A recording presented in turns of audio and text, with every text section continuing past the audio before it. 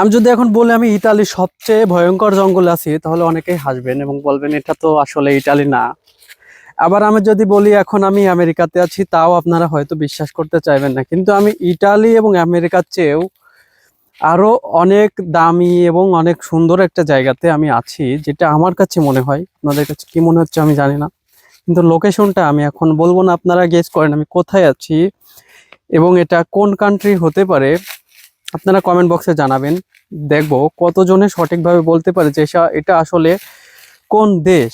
আমি এখানে আসতে আমার অনেক কষ্ট হয়েছে এবং আমি কিন্তু এখানে আসার পরে আলহামদুলিল্লাহ অনেক ভালোই আছি। আর এখানে ইনকামের পরিমাণটাও অনেক মানে বেশি বলবো না, বাট আমার ধরেন সৌদি আরব, দুবাই, তারপরে বলেন কুয়েত টুয়েত, সব কান্ট্রিতে গিয়ে মানুষ যত টাকা ইনকাম না করতে পারে, আমি আলহামদুলিল্লাহ এই কান্ট্রিতে আসার পরে অনেক বেশি টাকা ইনকাম করতে পারতেছি।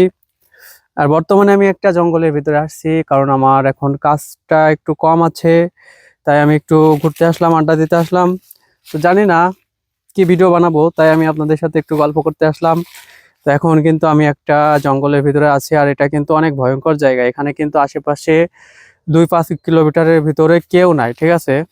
আমি কিন্তু হাঁটতে হাঁটতে চলে আসছি। তো এখন আমি রাস্তাটাও হারিয়ে ফেলেছি, সেরকম একটা অবস্থা। দেখি ভিডিওটা শেষ করার পরে কিন্তু আমার অনেক কষ্ট করে রাস্তাটা পার হতে হবে, ঠিক আছে।